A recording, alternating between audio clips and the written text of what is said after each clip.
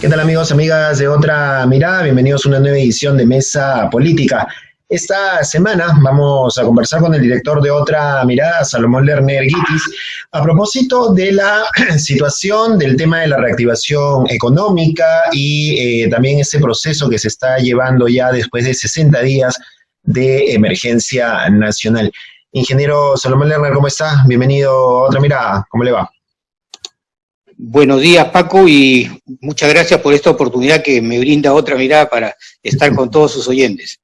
Bienvenido a su casa, ingeniero. Ya hay un proceso de reactivación económica que está iniciándose, grandes empresas como la minería, otras empresas relacionadas a los rubros de restaurantes. Sin embargo, hay un sector muy importante que está sobre todo en el sector de la economía informal que no puede reiniciar sus actividades como debiera o como quisiera, y hay todo un proceso ahí de conflicto que se ha generado en esta etapa. ¿Cómo evalúa usted este proceso de reactivación luego de 60 días casi ya de paralización? Bueno, como tú mencionas, Paco, recién es los inicios, estos son los primeros días, se están cumpliendo toda una serie de condiciones sanitarias que se han puesto como efectivas para poder esto reaperturar algunos sectores, en este caso el sector industrial minero, como lo has mencionado. Creo que ya el sector minero está estuvo trabajando a un porcentaje muy bajo, hoy día debería estar encontrándose en 40, 50%, y el sector manufacturero que también inicia sus labores en estos días. Luego, esas son cadenas que indudablemente van a impulsar a trabajar a otros sectores, y creo que ahí, tú lo has mencionado, el sector de entrega de alimentos, lo que le llaman de delivery, que están iniciando con 2.500 operaciones, o sea, 2.500 restaurantes que están abriendo sus puertas y que tienen más o menos una cantidad de trabajadores de 55 a 60.000 trabajadores. Creo que estos son los inicios de una cadena de trabajo que se está iniciando y que indudablemente los sectores informales también van a cooperar en alguna medida a este reinicio, que indudablemente será paulatino. Y tendrán que venir otros sectores importantes, ¿no? Creo que debería ser acompañado con sectores de transportes, sectores de telecomunicaciones, en fin, que poco a poco se van a ir activando hacia la economía ya real del país, ¿no? Ahora, usted en algún momento en una entrevista que ha dado estas últimas semanas ha señalado que hay una preocupación sobre todo por este tema de la posibilidad de morir de hambre en realidad, más allá del riesgo que genere la posibilidad de un contagio de coronavirus. Y hay muchas familias que están atravesando esta encrucijada, ¿no? Entre morir del hambre o morir infectados por el coronavirus. La cuestión social es un tema muy importante en esta emergencia. ¿Cómo se ha ido llevando, cómo cree usted que se ha ido tratando ese tema con el asunto de los bonos, con el asunto de la liberación de las AFPs para algunos sectores? ¿Cómo se ha estado manejando ese tema? ¿Se ha cumplido con las expectativas? ¿No hay un registro adecuado de los sectores más vulnerables? ¿Cómo evalúa usted esta situación? Sí, efectivamente hay muchos retrasos en los pagos, en todas las ofertas de bonos, en todas las ofertas de dinero que se ha querido hacer llegar a la gente más necesitada. Y ahí es un defecto de la capacidad del gobierno, de la gestión del gobierno, para poder entregarlo. Este entredicho también entre lo que debe hacer o no debe hacer el Banco de la Nación, también pone en tela de juicio cómo puede llegarse a la mayoría de la población que requiere estos aportes del gobierno para poder sobrevivir.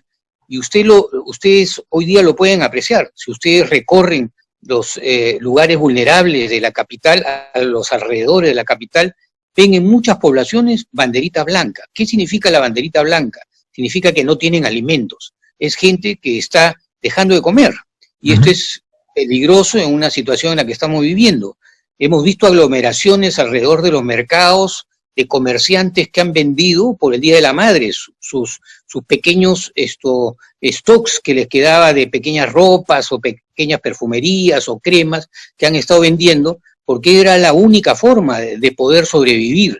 es gente que ha estado viviendo el día a día y que no le ha llegado el bono. Ese es uno de los aspectos fundamentales. Entonces lo que hoy día vemos alrededor es muchas ollas comunes, cosas que no se veían hace mucho tiempo en la capital o a los alrededores, y que hoy día están estableciéndose en muchos centros de asentamientos humanos en donde se habla de la olla común. El presidente ha hecho un anuncio, comedores populares, que de 5.500 comedores populares que había a través de todo el país, Lima tenía uno de los porcentajes más altos. Hoy día se vuelve a hablar de los comedores populares que ya habían disminuido en casi el 20% de su número, cerca de 1.000 solamente que estaban hablándose. Esto significa que efectivamente hay un llamado, un aviso de que hoy día la población puede caer en este problema del hambre. Ahora, en el editorial de Otra Mirada de esta semana se ha planteado el tema de volver o recuperar la mirada hacia las organizaciones sociales, estas redes de organizaciones sociales de base.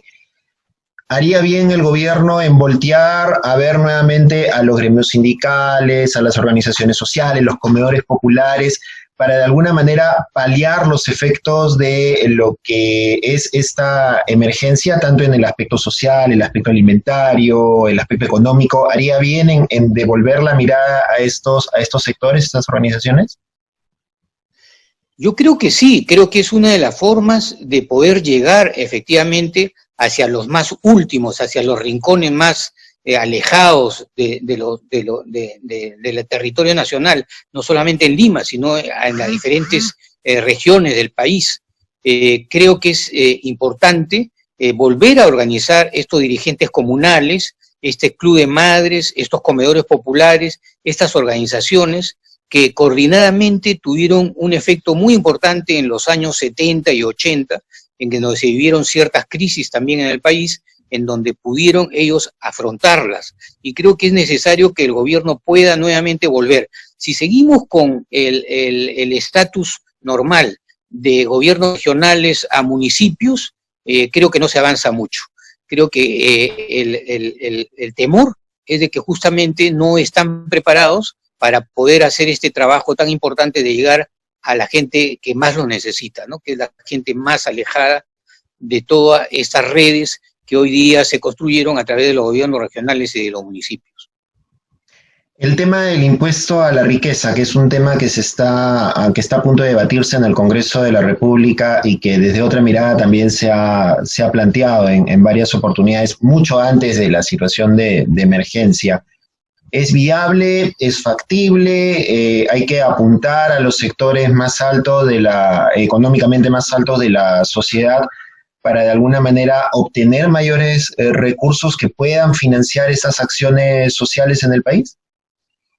Bueno, el impuesto, entiendo yo que existe, es un impuesto solidario que existe en diferentes partes del mundo, es un impuesto solidario, vuelvo a repetirlo, no es un impuesto a la creación de riqueza, no es un impuesto a la acumulación de la riqueza que ya existe, y eso creo que debe entenderse muy bien como un impuesto solidario en momentos difíciles del país.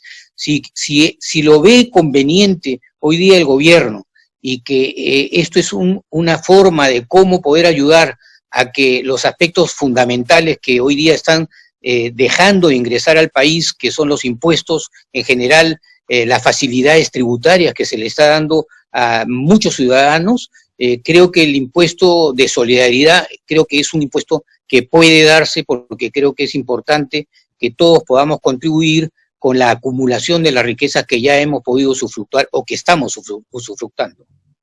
¿Y los sectores económicamente más altos de la sociedad estarían dispuestos? ¿Habría posibilidades? ¿Cómo se podría analizar? Porque ya en algún momento también, por ejemplo, en la primera parte del gobierno de Kuczynski se intentó hablar del tema de la repatriación de capitales, ¿no? Y fue un tema que no funcionó como debiera. Si no funciona eso, ¿de dónde puede salir más dinero, más recursos para el financiamiento de estas acciones?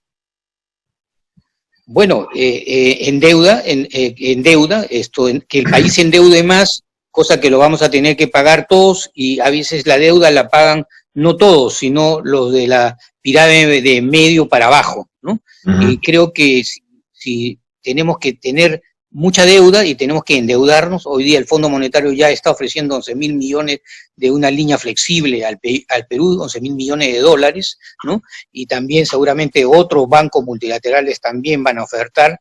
El Perú puede tomar deuda, pero creo que solamente el camino de la deuda hace que el camino sea más largo y más difícil para todos los peruanos, porque en esas deudas todos vamos a tener que pagar. Y creo que hoy día se impone ante estas circunstancias que está viviendo no solamente el Perú, sino todos los países en la tierra, el impuesto solidario se impone como un impuesto importante de ayuda a los más necesitados.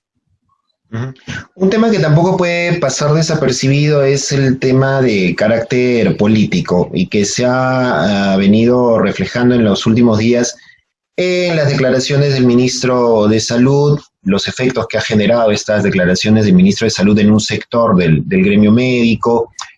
¿Estamos en un momento como para hablar o debatir circunstancias de ideologías políticas o de críticas políticas o de enfrentamientos políticos? No, yo considero que no es el momento. Creo que hay un momento en donde todos los peruanos tenemos que mirar hacia adelante en forma conjunta. Sí puede ser que haya algunos errores en frases o en expresiones que haya podido dar algún miembro del gobierno, en especial podría haber sido el ministro de Salud, pero creo que hay que juntarse y creo que no hay que estar buscando maniobras políticas de aprovechamiento de ellas, sino que creo que todos tenemos que tratar de mirar hacia adelante y de tratar de lograr salir de esta problemática de crisis sanitaria en la que estamos, o de emergencia sanitaria en la que todos estamos imbuidos. Muy bien, ingeniero Salomón Lerner, muchísimas gracias por conversar con nosotros y habrá posibilidad de, seguramente ya luego de levantarse la emergencia, analizar cómo está yendo este tema y los avances que se puedan dar al respecto. Si me permites, Paco, solamente una reflexión final. Toda esta reactivación tiene que venir acompañado por creación de empleo. Y creo que ahí el gobierno tiene que ser muy innovador, tiene que ser muy astuto en su manera como maneja la informalidad en este país. Y creo que ahí la creación de empleo es empleo juvenil, es empleo para una serie de otras actividades municipales, de gobiernos regionales, de infraestructura muy importante, que es la que tiene que dar todo el esfuerzo necesario para crear empleo, porque no va a haber reactivación económica si no se está creando un empleo real hacia los sectores informales que hoy día requieren de trabajo. Ese es un poco un mensaje final que quisiera dejar. Bien, muchísimas gracias, ingeniero Salomón Lerner, gracias por haber estado con nosotros. Y ya saben que pueden ver estas y otras entrevistas en nuestra página web www.otramirada.p. También nos encuentran en redes sociales, tanto en Twitter como en Facebook, como Otra Mirada.